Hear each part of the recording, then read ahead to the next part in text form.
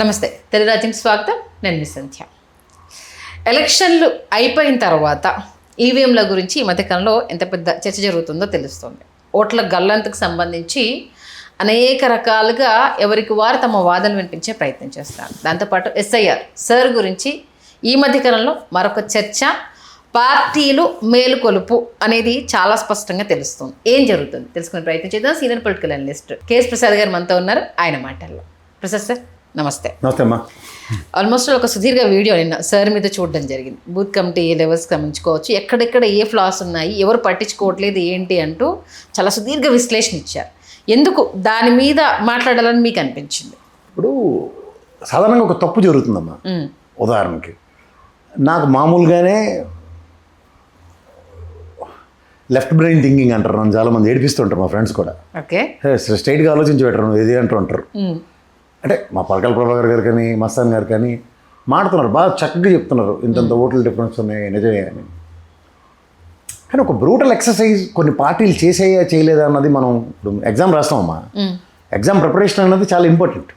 Fail అయిపోయారు ఇద్దరు అనుకో, లేకపోతే ఒకడు ఫెయిల్ అయిపోయాడు మెజరబుల్గా, వీడు నిన్నటిదాకా meritorious student how is failed అన్న దాని మీద ఇంట్రాస్పెక్షన్ చేయాలొద్దా? చేయాలి. ఇప్పుడు 151 వచ్చిన వైఎస్ఆర్సీపీ ప్యాథటిక్గా 11కి ఓడిపోయింది. 40% ఓటు బ్యాంక్ సస్టైన్ అయి ఉంది. ఇప్పుడు తెలుగుదేశం పార్టీ కూడా నేను చూశాను, 40% ఓటు బ్యాంక్ సస్టైన్ అవుతుంది, ప్యాథటిక్గా 3కి ఓడిపోయారు. ఎక్కడ జరుగుతున్నాయి లోపాలు? ఇప్పుడు తెలుగుదేశం అన్న పార్టీని కనుక జాగ్రత్త చూసుకుంటే, నేను ఎప్పుడు చెప్తూ ఉంటాను, రాయలసీమలో వాళ్ళకి 30-35% ఓటు బ్యాంక్ ఉంటుంది, కానీ వాళ్ళు ఎప్పుడు సీట్లు గెలవరు, ఓడిపోతూ ఉంటారని. అవును, కంచుకోట్లు ఉన్నాయి, అవి జరగని పని ఎక్కడని మాట్లాడుతూ ఉంటారు. సో నేను సాధారణంగా క్రిటిసిజం ఎక్కువ చేస్తే అవుతుంటే సక్సెస్ కనబడుతుంది అని తెలుగుదేశం కనబడింది నాకు.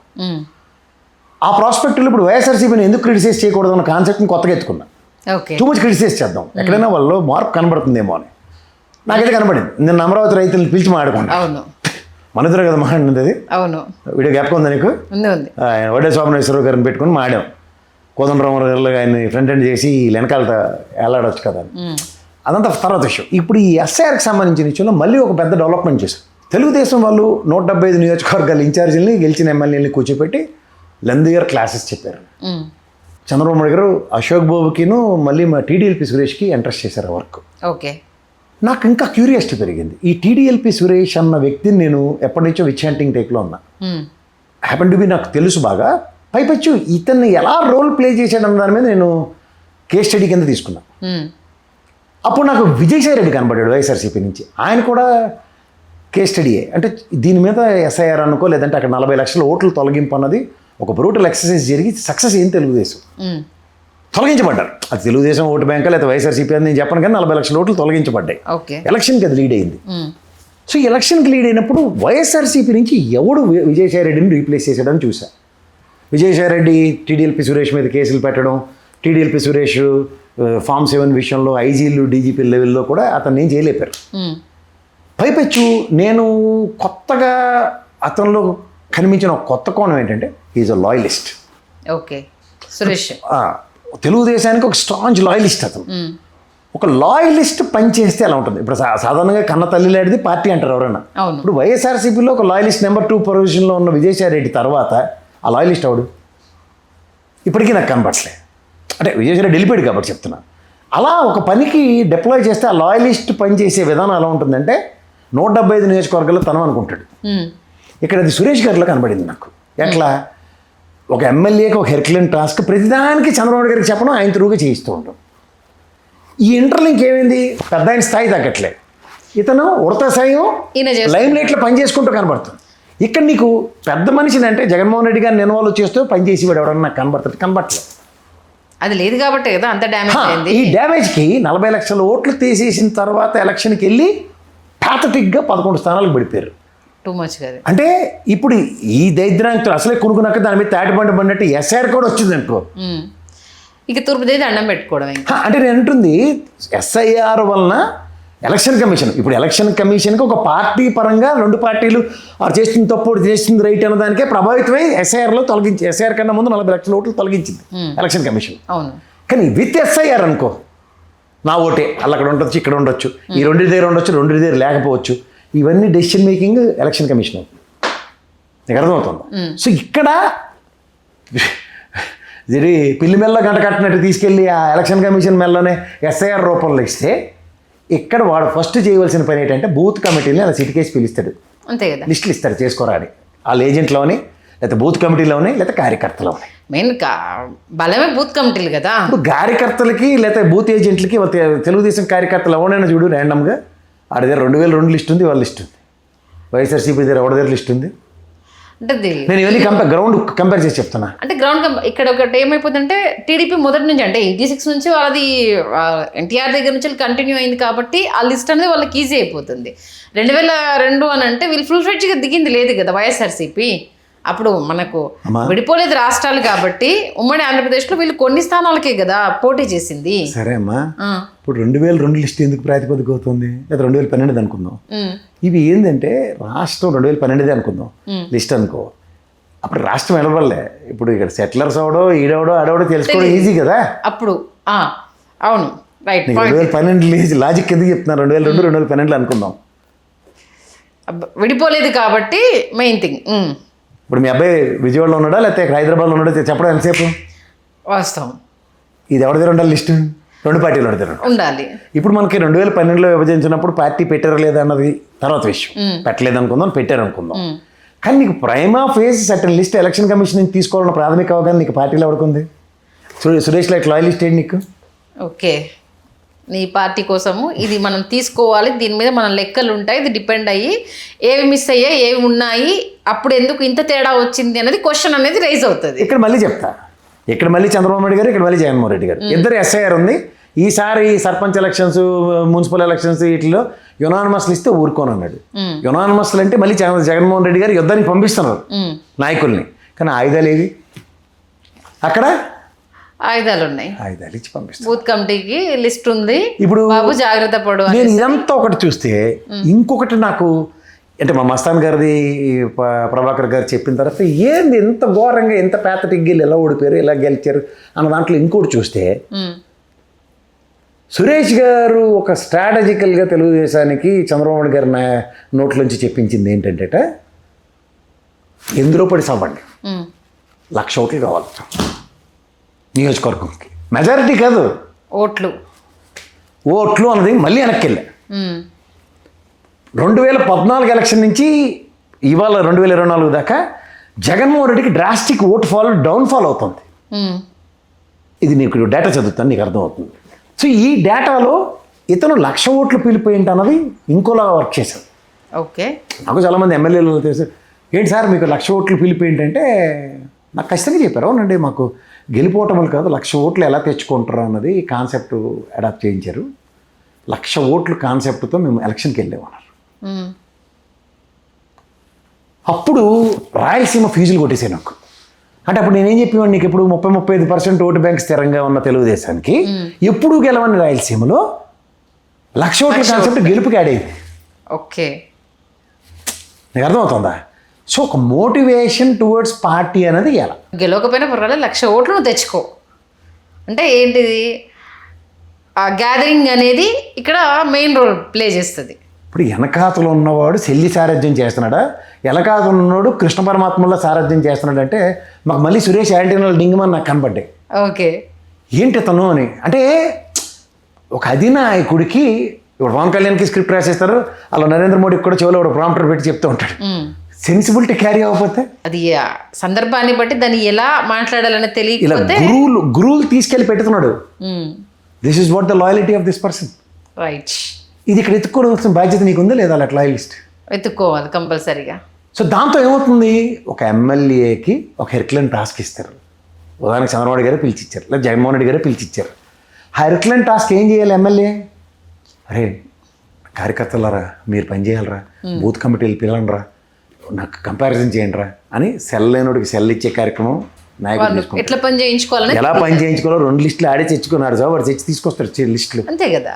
ఇవన్నిటితో నాయకుడు చైతన్యం అవుతాడు, కార్యకర్తలు గ్రౌండ్లో ఉంటారు, బూత్ కమిటీలు పార్టీ పరంగా నియమించుకోవడానికి వెసులుబాటు ఉంటుంది. వెసులుబాటు నిత్యం ఏదో ఒక డిస్కషన్ నడుస్తూ ఉంటున్నప్పుడు వీళ్ళంతా పోలరైజేషన్ అవుతుంది కదా. నీకు బూత్ కమిటీల మీద మాట్లాడదాం. దగ్గర 44,000 మంది బూత్ కమిటీలు తెలుగుదేశంకి ఉన్నారు. ఓకే, వైఎస్ఆర్సీపీ మిగిలిన పార్టీలు అందరికీ అసలు లేనే లేరు, అంతమంది లేరు. అంటే ఆబ్వియస్లీగా 88,000 మంది రెండు పార్టీల పరంగా కనబడాలి కదా. అవును. జనసేనకు కూడా బూత్ కమిటీలు కావాలి కదా. వీళ్ళని బీజేపీ వాళ్ళు ఎప్పుడో భూమి పుట్టక నుంచి మనల్ని ఉద్ధరిస్తున్నారు కదా. శ్యాంప్రసాద్ ముఖర్జీ పార్టీ పెట్టిన కాడి నుంచి వీళ్ళందరూ కలిపి 1,20,000 పైచీలకు బూత్ కమిటీలు ఉండాలా అక్కర్లేదా? అందుకే కదా మొన్న ఇమీడియట్గా సభ్యత్వ నమోదు అంటూ టాస్క్లు ఇచ్చింది. సభ్యత్వ నమోదు ఇస్ టోటలీ డిఫరెంట్ కాన్సెప్ట్. అంటే ఎంతవరకు ఉన్నారు, మన వైపు ఎంత తిరుగుతున్నారని తెలుసుకోవడం కోసం దాని నుంచి సభ్యత్వ నమోదు రేటమ్మా. 100 రూపాయలు పెట్టి 10,000 ఎవడో ఎండగా తిరుగుతాడని చెప్పి డబ్బులు కట్టేసి ఎలయ్య పొల్లయ్య ఆధార్ కార్డులు ఎట్టేసిన వాళ్ళు చాలా మంది ఉన్నారు అన్ని పార్టీల్లో. అది కాదు, ఇక నీకు బూత్ కమిటీ అంటే ఒక ఐడెంటిటీ క్రైస్ ఉంటుంది. ఐడెంటిటీతో పనిచేస్తాడు.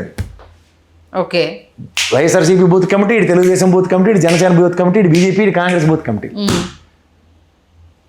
44,000 గణంతో కనబడుతున్న బూత్ కమిటీలకి తెలుగుదేశానికి ప్యారల్గా వైఎస్ఆర్సీపీ బూత్ కమిటీలు సంగోరు కూడా లేరు. అసలు ఉండాల్సిందే వాళ్ళకి కదా మెయిన్. సో ఇప్పుడు నువ్వు సభ్యత్వ నమోదులు కార్యకర్తలను సెకండ్ లెవెల్ ఆఫ్ ఎగ్జిక్యూషన్స్ మాట్లాడుతున్నావు. ఓకే, సో ఇక్కడ నీకు మళ్ళీ బూత్ కమిటీలకి టాస్క్ డిప్లాయ్ చేయడానికి ఇవాళ అశోక్ బాబుకి మళ్ళీ సురేష్ గారికి టాస్క్ ఇచ్చారు. అశోక్ బాబు నేను ఒకటే, కానీ సురేష్ మళ్ళీ executions will be highlight. Okay, ఎలాంటి హైలైట్? 40 లక్షల ఓట్లు ఒక ఎక్క, 2002 లిస్టు 2012 లిస్టులతో కలిపి ఇక్కడ తీసివేతల కూడికల్లో మళ్ళీ ఓటు బ్యాంక్ స్థిరీకరణ. ఇప్పుడు ఇదంతా జగన్మోహన్ రెడ్డి ఎవరి మీద బ్యాంక్ వేయడం, అప్పుడు వాలంటీర్ల మీద బ్యాంక్ వేయడు. అవును, వాళ్ళే లేరు. ఇప్పుడు చెవిరిగిపోయింది, చేతులు కాలు రెండు ఇరిగిపోయానికి. ఈ పరిస్థితుల్లో ఇప్పుడు కార్యకర్తలు నాయకులు మళ్ళీ దిక్కు కదా. అంతే కదా. ఇప్పుడు నువ్వు జనాల్లోకి వెళ్ళాలంటే నువ్వు వాళ్ళని పిలవాలి, వాళ్ళతో మాట్లాడాలి. బాబు ఇదిరా ఇది మీరు తెలుసుకోకపోతే మనం మళ్ళీ తుర్పు దండం పెట్టుకోవాలనేసి అని వాళ్ళను మోటివేట్ చేయాల్సిందే. ఇప్పుడు ఇదంతా ఒక ఎత్తి అయితే, నేను ఇందాక నుంచి ఎలక్షన్ ఓటు పర్సంటేజ్లు 40-40 స్థిరంగా ఉన్నా సరే, ఇతను జగన్మోహన్ రెడ్డి గారి ఫెయిల్యూర్ ఏంటి ఈ ఎలక్షన్లో 11కి, నెక్స్ట్ చంద్రబాబు నాయుడు గారి 164 సక్సెస్ ఏంటి కూటమని చూశారు. ఇన్ఫ్లుయెన్సర్స్ అంటాం మేము. ఇప్పుడు ఉదాహరణకి బ్రాహ్మణ, క్షత్రియ, వైశ్య, తర్వాత చౌదరి, రెడ్డిస్, వీళ్ళందరూ దగ్గర ఎంత పర్సెంటేజ్ ఉంటారు? 15% ఉంటారు. చౌదరి, రెడ్డి 4 దగ్గర ఉంటారు, 4-5% ఇటు. మిగిలిన వాళ్ళందరూ తీసుకున్న 15% వీళ్ళందరూ అనుకుంటారు. ఈ 15%లో మహా అయితే జగన్మోహన్ రెడ్డి చుట్టూ ఉన్న వాళ్ళు 4% రెడ్డి ఉంటారు. మిగిలిన వాళ్ళంతా ఇటే. ఈసారి రెడ్డి వాళ్ళు కూడా లేరు, అందుకనే 15% ఎక్స్ట్రా ర్యాలీ అయింది. నీకు ఈ ఇన్ఫ్లుయెన్సర్స్ ఎలా ఉంటారు? ఇంట్లో పాలేరులు అందరూ బ్యాక్గ్రౌండ్ ఇంట్లో ఉంటారు, రాజుల ఇంట్లో ఉంటారు, రెడ్డి ఇంట్లో ఉంటారు, చౌదరి ఇంట్లో ఉంటారు. వీళ్ళు పని వాళ్ళు అంటే మీకు మళ్ళీ విజయ్ గారి ఎలక్షన్కి వెళ్ళు, ఆ వైగో గారి ఇంటికి వెళ్ళినప్పుడు మా వాళ్ళు ఈసారి నిలబడలేదు, కానీ మొత్తం మా ఇంట్లో వాళ్ళందరూ ఓట్లు నీకే వేసారు. ఇన్ఫ్లుయెన్సర్ వాడు అక్కడ వైగో. ఓకే, అలా ఈ క్యాస్ట్లు, అప్పర్ క్యాస్ట్లన్నీ ఇన్ఫ్లుయెన్సర్స్.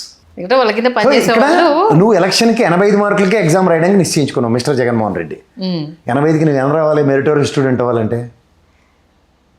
నీకున్న 40% స్థిరం, మిగిలిన 20% నువ్వు అటాక్ చేయాలి. 20% ఎక్కడి నుంచి వస్తుంది నీకు ఓటు? దీంట్లో ఒక యాంటీ ఇన్కంబెన్సీ ఉంటుంది. 10% పోయినట్టే కదా. అంటే ఇక్కడ 14, ఇది 10, 24. ఇంకా మిగిలింది ఏముంది? అన్సర్టన్ ఓటు ఉంటుంది. అదే అదో 10% ఉంది కదా. 3 స్వింగ్ అది. అంటే ఇటు పక్క పోతే 34 పోయినట్టు. 24, 34. అంటే మిగిలిన 65 మార్కులు నీ యుద్ధంలో 40% నీ దగ్గర పెట్టుకుని 25% ఎలా కాంకర్ చేస్తావు? ఇది కదా పజిల్. అంతే కదా. ఈ పెద్ద పజిల్ ఇది నెక్స్ట్ ఎలక్షన్కి ప్రభుత్వ వ్యతిరేకత అంటావు. ఈ ప్రభుత్వ వ్యతిరేకత నీ పక్క కన్సాలిడేట్ అవ్వాలి, ర్యాలీ అవ్వాలంటే కౌంట్ కొట్టే ఎగ్జాంపులే మళ్ళీ చెప్తాను నీకు. ఏముందమ్మా, పాత ప్రభుత్వం, ఈ ప్రభుత్వం, ఆ ప్రభుత్వంలో రేట్లు మీకు మండిపోయినవి తెలియదు కదా. ఇప్పుడు మాత్రం ఏముంది, ఆ యుద్ధాలు గిద్దాలు అని చెప్పి ఆ డైరెకథలు చెప్పాడు అనుకో. ఇన్ఫ్లుయెన్సరేనా? యాంటీ ఇన్కంబెన్సీని ఎటుపక్క డైవర్ట్ చేస్తున్నట్టు అటువైపే. సో ఇట్లాంటివి ఎగ్జాంపుల్స్, క్లాసిక్స్. పైపచ్చి ఈ దరిద్రానికి తోడు మీకు కంటిన్యూస్గా ల్యాక్స్ ఆఫ్ ఓట్లు ఎలా పోతున్నాయో ఈ ఎలక్షన్స్ చూడండి. 2014 నుంచి డేటా చెప్తాను నీకు. 2014 3,67,16,839 ఓటర్లు ఉంటే 2,89,51,390 మంది ఓట్లు వేశారు. అప్పుడు టీడీపీకి 1,37,32,3,230 ఓట్లు వచ్చాయి. వైసీపీకి 1,20,80,149 ఓట్లు వచ్చాయి. డిఫరెన్స్ ఎంతమ్మా? దగ్గర 17లోంచి 8 పోతే 9 లక్షల చిల్లరతో గెలుపు టీడీపీకి. ఇక్కడ నువ్వు ఇందులో హిడెన్ ఎజెండా ఏంటి? బీజేపీ వాడు జనసేన దగ్గర 2% ఇన్ఫ్లుయెన్స్ చేసిందన్నారు స్టాటిస్టిక్స్లో ఎలక్షన్కి. బీజేపీ 0.83 ఎవరికి ఉపయోగం ఈడ్చి కొడితే వాడి వలన ఉపయోగం దేవుడి ఎరుగు. కానీ ఓవరాల్గా ఎఫెక్టివ్ మేనేజ్మెంట్లో 9-10 లక్షల ఓట్ల డిఫరెన్స్తో వైసీపీ ఓడిపోయింది.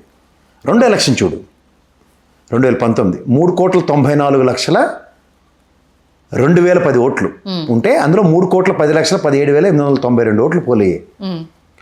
టీడీపీకి ఎన్ని వచ్చాయి? 1,23,04,668. ఓకే. అంటే ఎలక్షన్ ఓడిపోవడానికి ఈ వైసీపీకి వచ్చిన ఓట్లు ఎన్ని? 1,56,88,569 వచ్చాయి.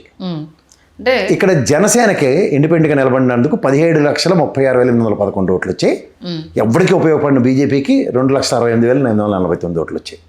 ఈ 17 లక్షల ప్లస్ 2 లక్షల బీజేపీ రెండు కలిపితే 20 లక్షల చిల్లర ఓట్లు.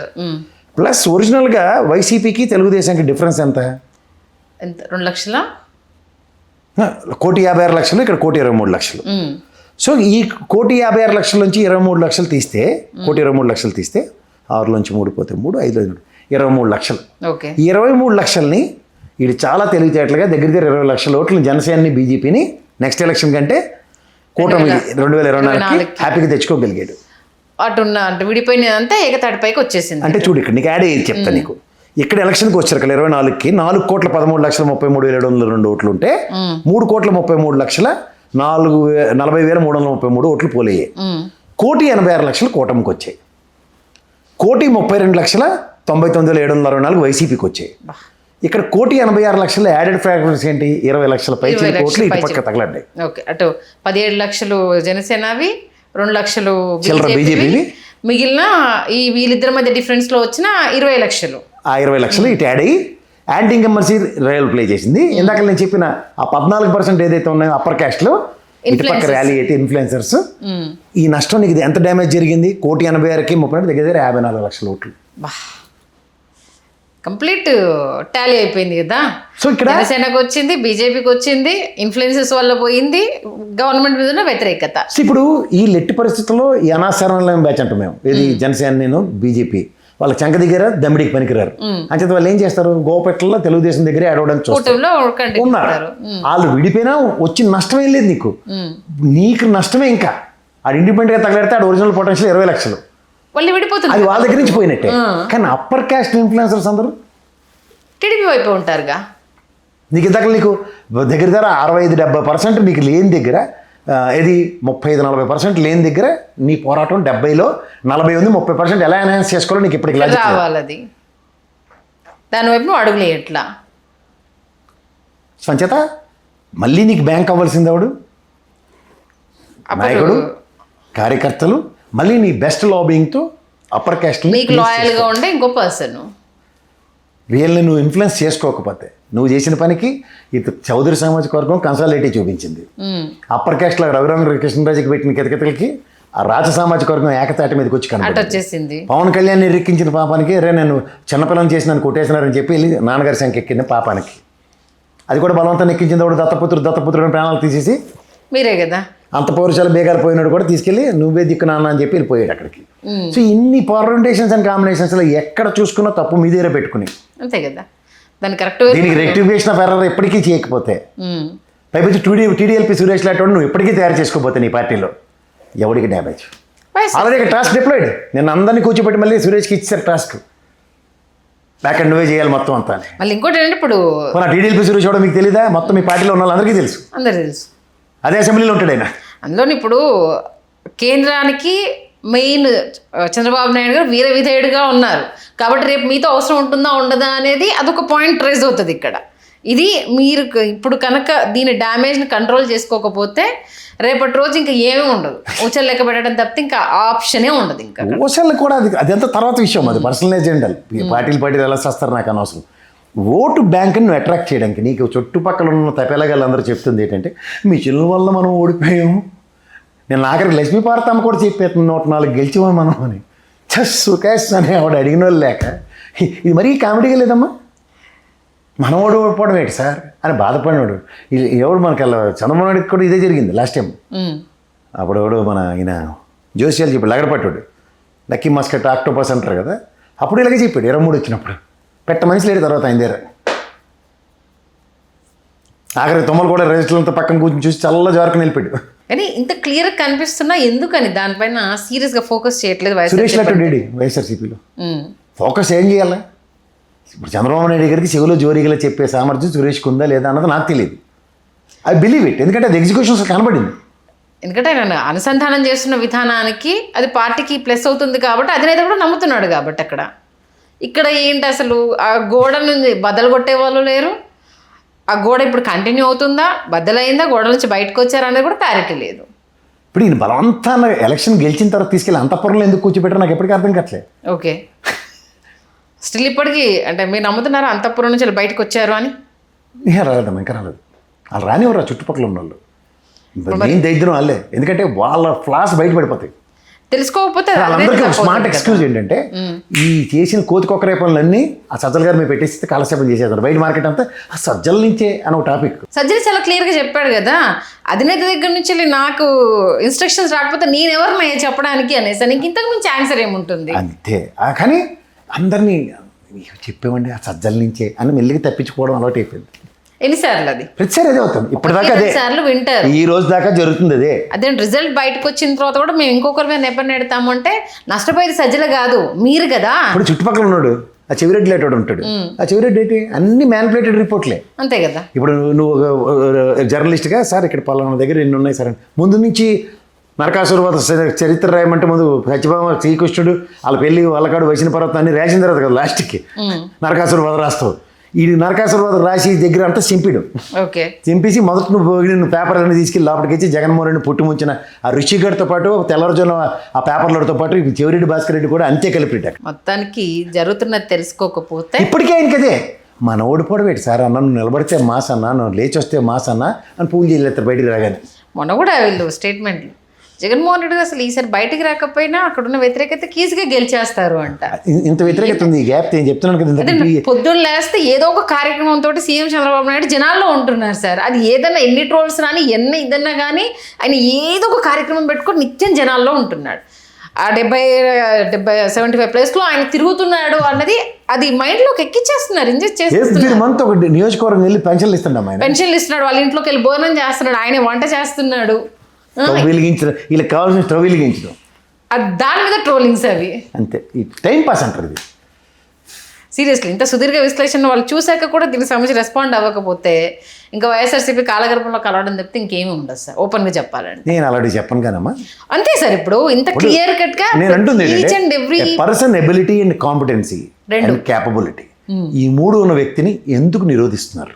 మెయిన్ ఆయన ఇలా చెట్టు లాగితే ఆ కథ వేరు. నిరోధిస్తున్నారు అని వేరే వాళ్ళ మీద నెట్టడం కన్నా ఆయన ఇప్పటికీ పూనుకోకపోతే అది ఆయన తప్పగా. ఇంకా 3 ఏళ్ళు టైం ఉంది. ఇప్పుడు కూడా జస్ట్ లైక్ 2 సంవత్సరాలు కరోనా తర్వాత how they pulled there socks back Telugu Desam. Lokesh బయటికి రావడం, యాత్ర చేయడం, ఎక్కడికక్కడ లోకేష్ యాత్ర కన్నా ముందు జనాల్లోకి ఫస్ట్ వెళ్ళి పిడికిలు బిగించాడు ఆయన. సో ఆ ప్రాస్పెక్టివ్ని మీరు ఎప్పుడైతే స్ట్రైవ్ చేయగలుగుతారో నల్లేరు మీద నడక.